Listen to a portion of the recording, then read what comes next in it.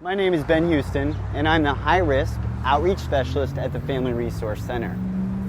As individuals age, they experience an increasing number of life changes. Not only does their career path change and certain milestones occur, but physically and mentally, their capabilities change as well. Today, we're going to discuss some of these challenges with a great friend of mine and learn about how he addresses these changes to stay emotionally and physically healthy. From staying physically fit and maintaining his mental vitality to coping with changes and staying connected, Dwight Wilson has worked through many of these challenges.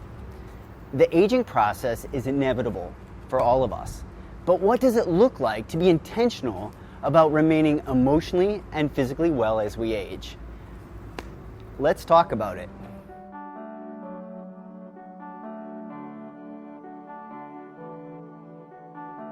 Good morning. I am here with the famous. No.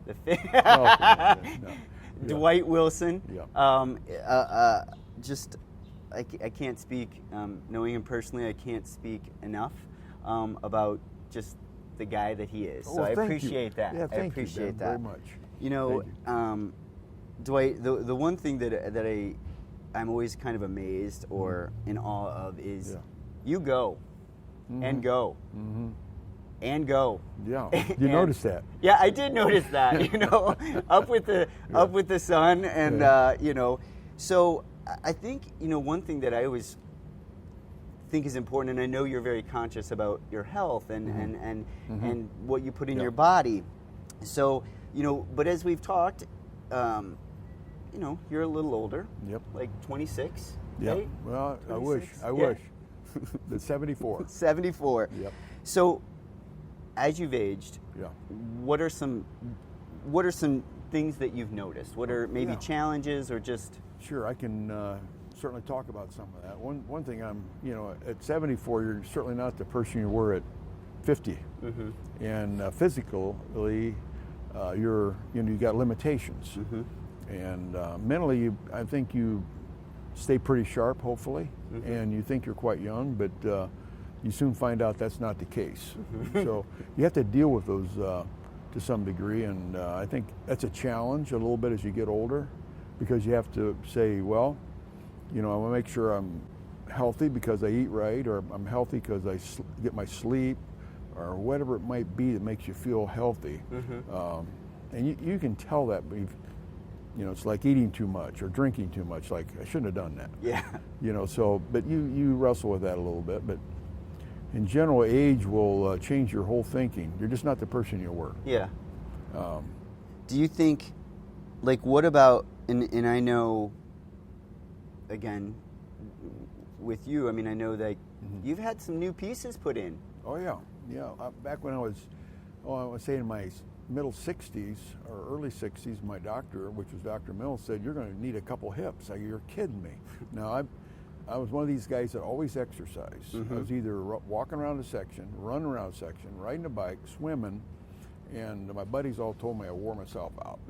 Well, sure enough, I got one hip. I'll be dogged if I didn't need another one. And very successful, and it keeps me going. Every time I've been repaired, let's say, I've always had that attitude like, okay, let's get me fixed up. I got a lot to do. Yeah. And it has worked. Now, unfortunately, I did have a back operation that really slowed me down. And that's from one of my hobbies is honeybees. I know you know that. Okay, so it's constantly picking up boxes. And you're always lifting and or moving and doing things that it kind of keeps you physically healthy. It'd be like having a workout. Yeah.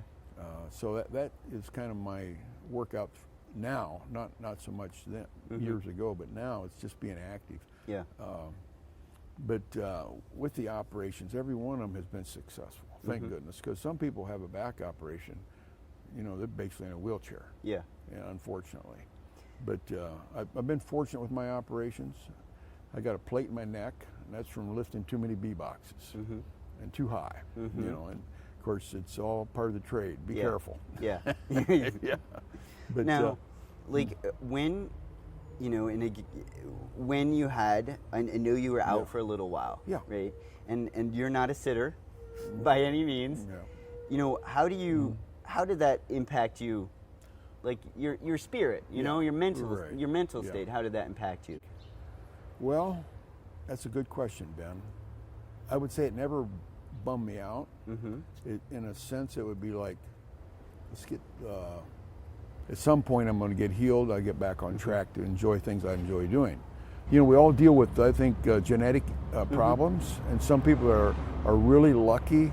They'll go through life and they won't have one problem at all, and I'm happy for them. And, but there's a lot of people that, we have to deal with what we have, and I think attitude about like life itself, and really getting in, maybe get into something that's worthwhile, you feel good about. That always helps. And that's probably the key on everything you do in life is your attitude about it. It's just the way life is. If you have a positive attitude or a go-get-em attitude, that's what's going to happen. The way of the beaver. No, it's gung-ho. Gung-ho. Gung-ho. Now we could talk about that, but we don't have to. Okay. What makes a person gung-ho? But I think there's things that people can do. You talk about feeling better as you age. It can be as easy as like have a habit that you get up in the morning and shave and brush your teeth, take a shower, feel good about yourself.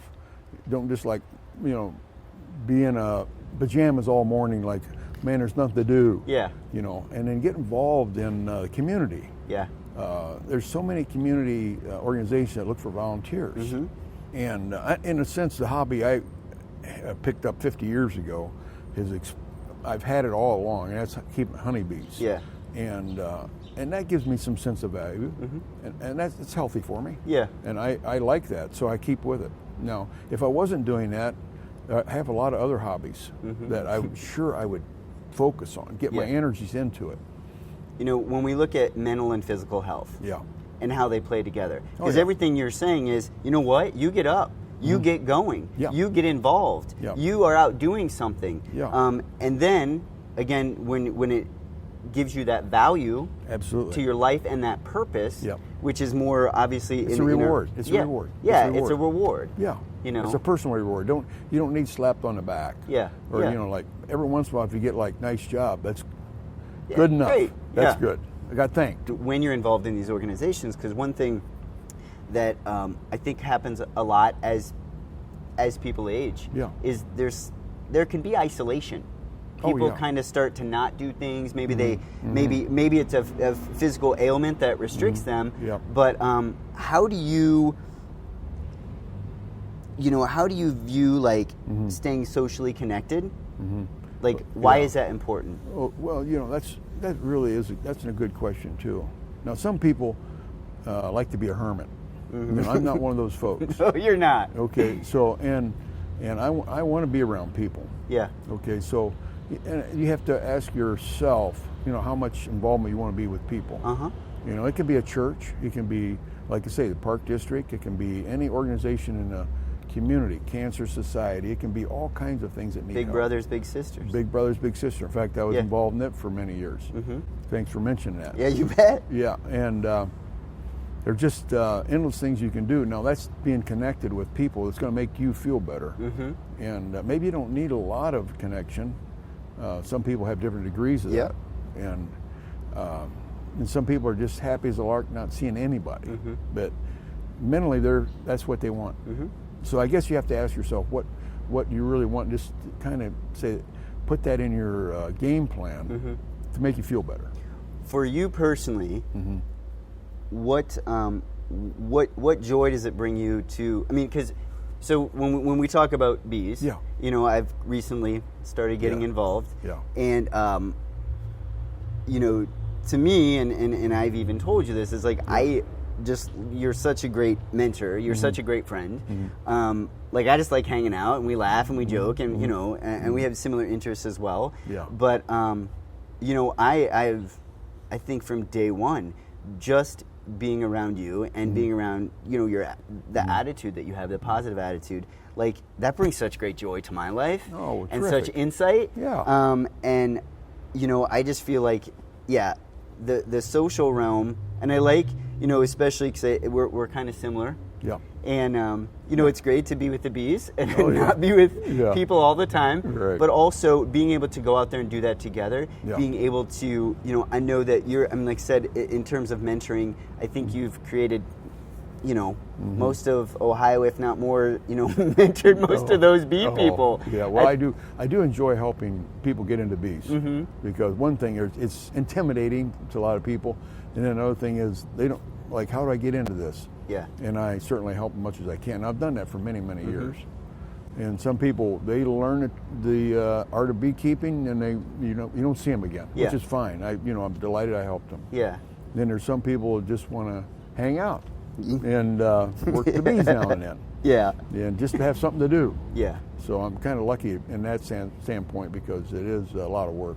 The one thing, that I've seen with you that I think, again, goes back to even that physical health and that maintaining is, yes, it does depend on clearly the amount of beehives, but you always, in every season, it's not in the winter, you're sitting there doing nothing. Oh, I know. You are constantly refurbishing equipment, making new frames. Always moving. Yep. Always moving. Got something to, something on the plate. Yeah. And even, too, what I think is great about the bees, I think for you, is when we talk about, a lot of times with aging, they say, they talk about mental decline. Right. And they're like, oh, you could read a book, you could do this, but with you, like I don't know how you remember some of the stuff you remember because I can't remember it. But you're like, this hive, this queen, and I need to order this many, boxes or make this many nukes for this many people. Yeah. So you're constantly using that thinking. Yep. It's a mind game with beekeeping. Yeah. And that's helped. And in a sense, let's say that helps my